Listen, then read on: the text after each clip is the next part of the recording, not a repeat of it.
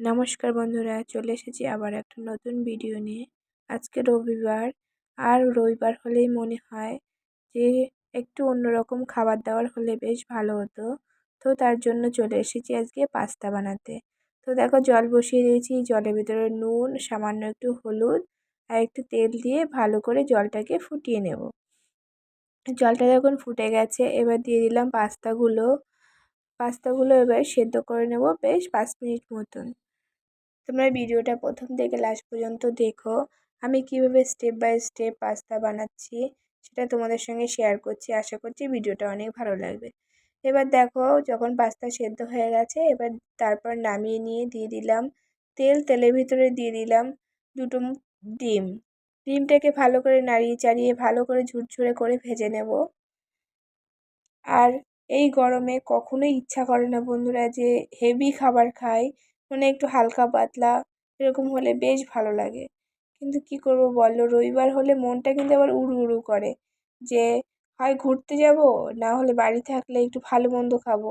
তার জন্য চলে এসেছি। আবার দুপুরবেলা একটা রান্না আছে, প্রতিদিন তো সকালে রান্না করে থাকি, কিন্তু আজকে আর সকালে রান্না করিনি কারণ কেউ কাজে যায়নি, সবাই আজকে ছুটি, বাড়িতে আছে।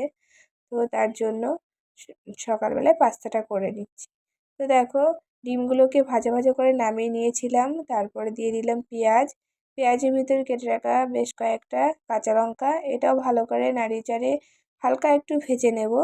তারপরে দিয়ে দিলাম সেই ডিম দিয়ে ভালো করে আবারও নাড়িয়ে চাড়িয়ে নেব। এটা শুধু এই পাস্তাটা বানাতে গেলে, পাস্তা চাউমিন যেটাই বানাও না কেন, বেশি একটু নাড়ানো লাগে, না হলে ধরে যাওয়ার ভয় থাকে। তো দেখো, এবার পাস্তাগুলো দিয়ে ভালো করে মিশিয়ে নিচ্ছি। তেলটা প্রথমে একবারে একটু বেশি দিয়ে দিয়েছিলাম, বারবার দেবো না, তো তার জন্য দিয়ে দেখো ভালো করে নাড়িয়ে চাড়িয়ে মিশিয়ে নিলাম। তো বন্ধুরা, ইচ্ছা করছিল বিকেলে একটু কোথাও বেরোই, কিন্তু কিছু করার নেই, গরমে আর ইচ্ছাও করে না যে ছেলেকে নিয়ে বেরোই। যদি দুজন হতাম তাহলে হয়তো চলে যাওয়া যেত, বাবুকে নিয়ে বেরোতে গেলে একটু অসুবিধা হয়। এবার দিয়ে দিলাম দুটো ম্যাগি মশলা।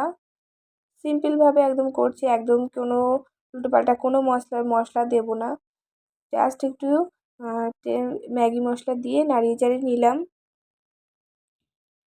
তো দেখো, এভাবে আমি রান্না করেছিলাম আজকে পাস্তা। তো কেমন হয়েছে অবশ্যই তোমরা কমেন্ট করে জানিও।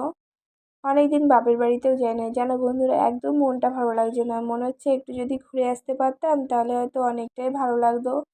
কিন্তু কিছু করার নেই, আমার মা নেই বাড়িতে, আর মা বেড়াতে, তো আসুক, তারপরে গরমের ছুটি পড়লে তারপরে যাব। তো রেডি হয়ে গেল আমার পাস্তা। তো কেমন হচ্ছে বলো তোমরা।